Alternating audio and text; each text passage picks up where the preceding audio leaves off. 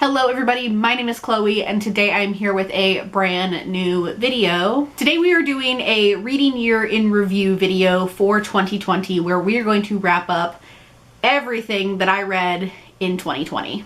This video is basically going to be a lot of stats and a lot of photos that I took over the past couple of weeks to bring you guys this video. This video is inspired by Kayla from booksandlala, who does a reading year in review every single year. She just posted her 2021, which I watched and loved, and that's what we're doing today. This is not nearly as in-depth as her video is.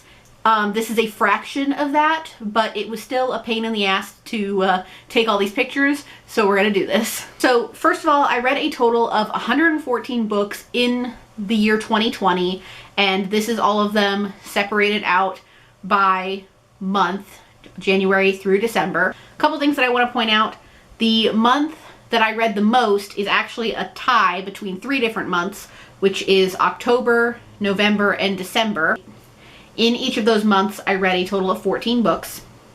And then the month where I read the least is February, where I read 4 books. So in these photos, you can see that some of the books you can't see the spine. That is a stand-in, which means I don't own the book, and I either read it from the library, or I read an ebook, or I just unhauled it before the end of the year. So those are all stand-ins. I'm not going to have stand-ins for every single category. It's mostly just for all the months, and then when I show you guys the owned books versus the library books. Okay, so now for the rest of the video, it's only going to be discussing the books that I read that I have physical copies of. So we're going to start splitting them up into genre. First, here is the adult versus the YA books that I read. While I am starting to read more and more adult books, YA is still the larger category of the two. Here they are split up even more. The way I have them split up now is I have contemporary / romance in one category,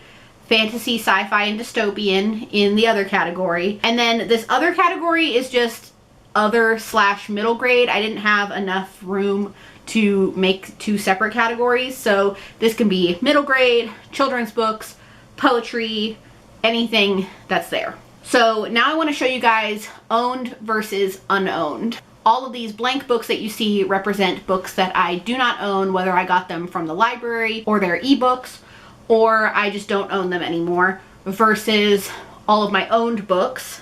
I put a large focus on my physical TBR in 2020, which is what I really wanted to do and focus on, which I felt really good about. And then here is a photo of the number of rereads that I did in 2020, which was a total of 6. One thing I'd like to point out is The Betrothed came out in May 2020. I did read an arc in April and then read it again in May, so technically it was a reread. Next, we're going to see them sorted as backlist reads versus 2020 releases. I'd also like to point out that in the 2020 releases, I also read 2 2021 releases this year, which I just included in the 2020 releases pile. While I did read a good amount of new releases, there was a large focus on backlist books, which is fantastic because I have a lot. I just noticed that Crescent City should be over in the new releases pile. It came out in 2020, not backlist. So another stat that I didn't take a picture of, but I wanted to point out, was the number of arcs I read in 2020, which is a total of 11 arcs. 9 of them were 2020 releases and 2 were 2021 releases. So now I'd like to talk about my owned TBR because, again, that was a large focus for me in 2020. I don't have a picture of my own TBR at the beginning of the year because I didn't have a TBR shelf then, but I do know that I started 2020 with 88 unread books on my shelves. Now here is a photo of my TBR shelf, I want to say around October, and then here is a picture of it at the end of the year. I ended 2020 with 41 unread books. So not only did I split it in half like I wanted to, but I also read a couple more to get it down. I participated in 9 readathons this year. And then the final thing I would like to talk about is my ratings of everything I read. Now the problem with this is I do a lot of half stars as well. The way I have counted all this is I have 5 4s, 3s, 2s, and 1s.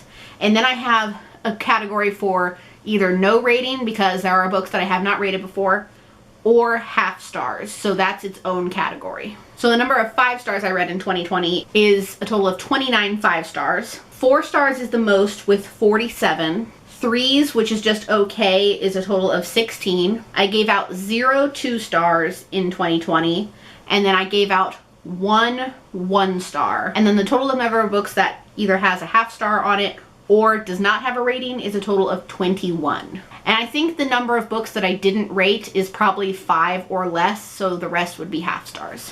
While that is not as information and stat heavy as Kayla's videos have been and will be in the future, it was still a lot of information and it was a lot of work to put all of those photos together. So that is my 2020 reading wrap up in stats. I don't know if I'm gonna do this video ever again, like for next year. If I do, I need to start way early. I'm not gonna be talking about favorites and worst books in this video just because I have a whole separate video for that coming soon.